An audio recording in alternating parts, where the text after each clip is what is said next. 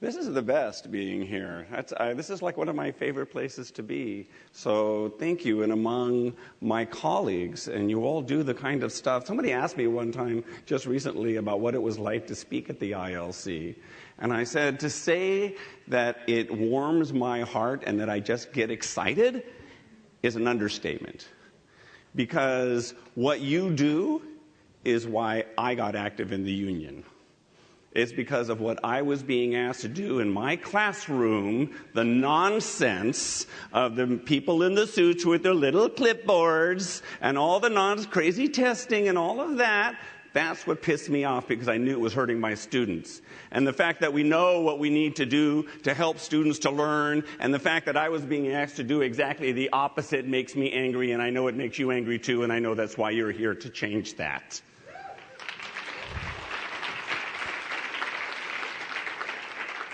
So, recently we had all the fires, plague our state, and it seems to have been going on for the last few years. And in the last fire, I was also evacuated from the Woolsey fire for a couple of months. But I don't feel, while annoying as that is, and as, pain in the neck it can be, it doesn't even begin to compare to what the teachers in Paradise and in Butte County faced in the Camp Fire. And I had the opportunity, the very first meeting that the Paradise teachers had after the fire, to come back together when they were just about to get ready to start back, and they had all just been evacuated. And the stories that they told me about how they were evacuating students, pushing them into cars as the fire was coming up to the school, and they showed me pictures. There was a video of a car cam racing through what basically the fire was right at the side of the road, and because it was so high, it was arching over the road.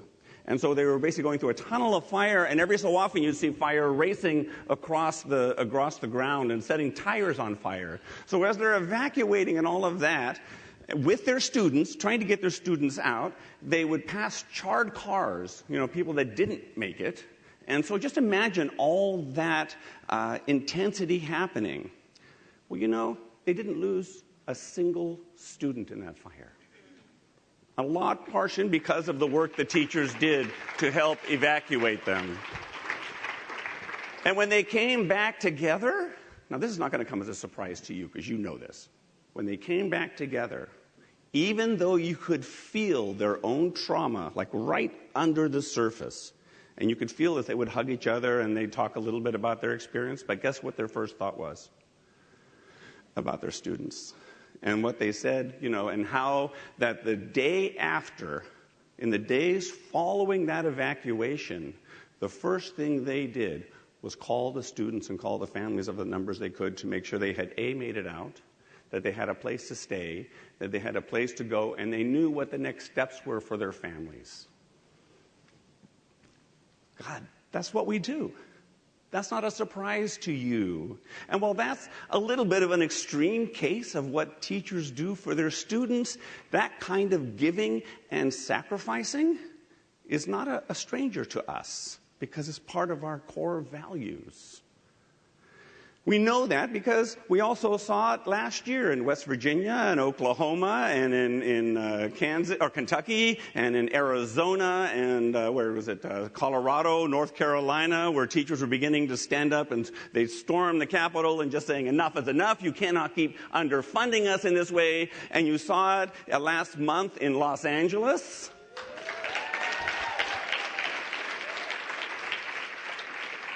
Where they were standing up and striking not just for a salary increase, although, fighting for a bigger salary increase and for better health benefits and a secure retirement, that's about attracting and retaining the best and the brightest to our profession. Because you can want to be a teacher, but if you can't pay your rent or put food on your table, right? That's not just union work, that is teaching work. And now we're seeing it in Oakland, who've been out on strike 2 days. And they also, like they did in Los Angeles, not just fight for a better salary and be able to afford to pay the rent or a mortgage or put food on the table, but they're fighting for their communities, for developing community schools where families can come, for smaller class sizes so they can pay more focused attention to their students. Now, you may think that ILC work is different from the striking and the union work and the whole Red for Ed stuff. But it's really not. It's actually different facets of the exact same work. Because we're all doing that work to help improve student learning. So the fact that you are here learning to be better educators, learning how you can help your colleagues to be better educators, how you can build those relationships, how you can develop professional capital among your colleagues and at your schools, that's as much union work as it is going on strike. So I encourage you, first of all, Fridays, wear red for Ed. Fill your social media when you're here and throughout the next week, and send those Oakland teachers some love, because I'll tell you, they need it. And they're going to be out there for a little bit, and we don't know quite where that settlement's going to be, but they're going to be out there, so send them some love. And then continue to do all the good work you do. Because I tell you, teaching is a great profession. Isn't that the best? That moment, I'm going to tell you a little story. I teach at, Linda said that, I teach elementary. And every year around fall, you'd always say to them, let's go to the library, let's pick up a book, let's do some reading, and let's do some silent reading, and, just have some fun with some books. And almost always a boy would come to me and say, Mr. Heins, I can't read. Why should I bother picking up a book? And by reading, of course, he means decoding, right? And we also know why. Because boys develop later than girls do, right? The brains develop in terms of when they can decode and all of that, and we know this. That's not a slam on boys, but I'm a male. I know my sex. Howard Gardner, by the way, he always said, somebody was asked him one time, when do boys catch up? Guess. At death. I love that. That's why I love Howard Gardner. But I also knew, right? Here I have a boy who is 7, is already self-identifying as a failure. Right? Think about that a minute. That's going to follow him his entire school career. But I know if he's going to become a reader, that he needs to interact with books.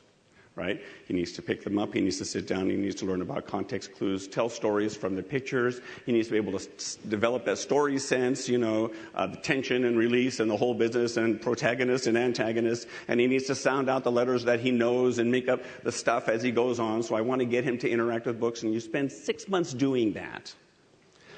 And then around February, usually around the middle of February, and it always happened then, he'd come to me and say, Mr. Heins, can I read you a book? And I'd say, sure. And we'd sit down, and I'd be expecting pretty much the same as I'd been getting. He'd sit down, and he'd look at the pictures, doing the context clues, and tell me stories and things like that. But he'd sit down and actually read. And all I could do every time I think about that, or every time they did that, was like, oh my God, how did that happen? And they'd look at you like, I don't know!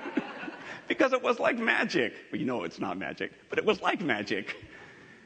And that just drove you so much to what we do. That's why we're here. It's that aha moment.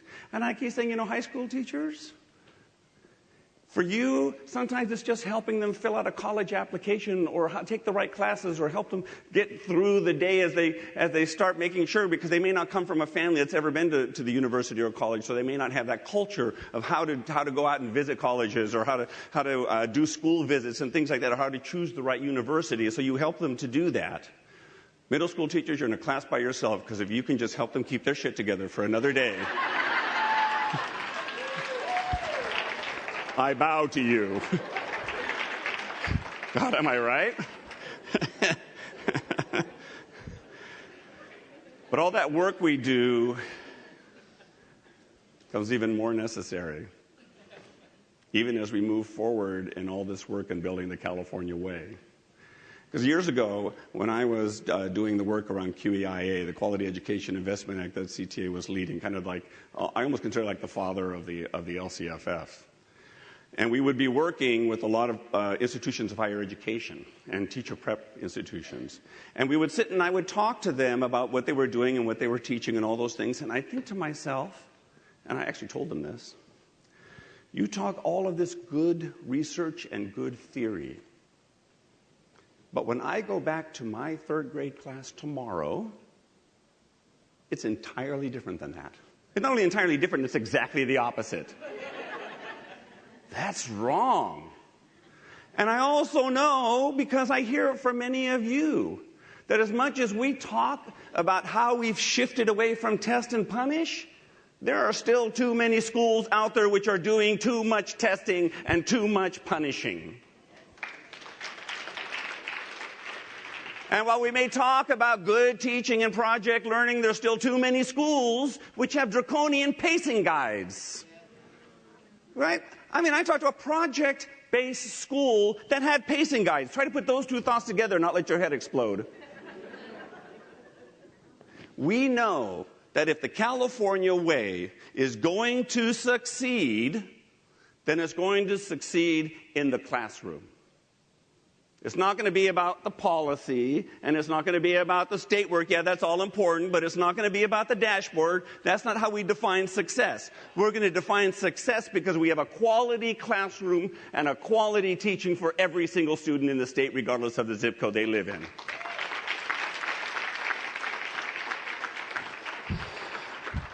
And we're going to have to do that work. And it's not going to be easy. Because states that do this work, it takes a long time. Change is hard. I mean, heck, it took me years to move from regular milk to non-fat milk to then soy milk and now almond milk in my lattes. God, stop already. Change is hard. Yeah, y'all know what I'm talking about. But we have to do it. Because I'll tell you what. There's nowhere else in the country that is doing it like us. I would say there's nowhere else in the world that's doing it like us.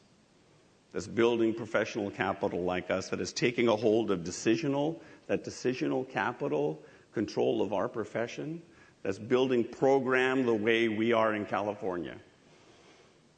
But if we're going to make it happen for the 1,100 school districts and for the 6.2 million students we teach, we still have a long way to go, and a long evolving, a continuous process. That's exciting. It's a good place to be.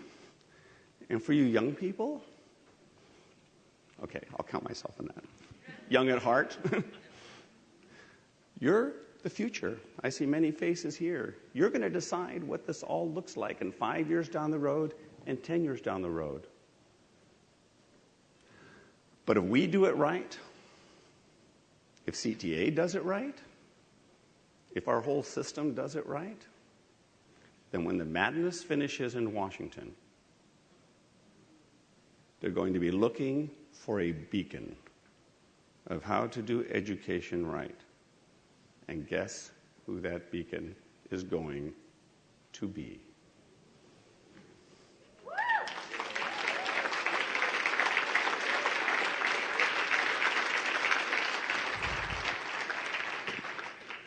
It's my last year here. I'm excited. You cry. Try waking up at 3 in the morning and wondering what you're going to do next. But I don't mind. I mind. Okay, I mind a little bit. But when I see you and I meet you and I talk to you, I know that it's bigger than just me. I know it's bigger than just the work I do, and while I don't want to underestimate our own unstoppable LDH, it's bigger than the work that she does. It's bigger than the work that you do. It's about what we do. So thank you for this opportunity, for for this wild ride. And I'm going to ask you, are you ready to do the work? Then just say yes. Yes. Are you ready to stand and fight? Say yes. Yes. All right, show me. Now you got to say it better than that. Are you ready to do the work? Yes. Are you ready to stand and fight? Yes.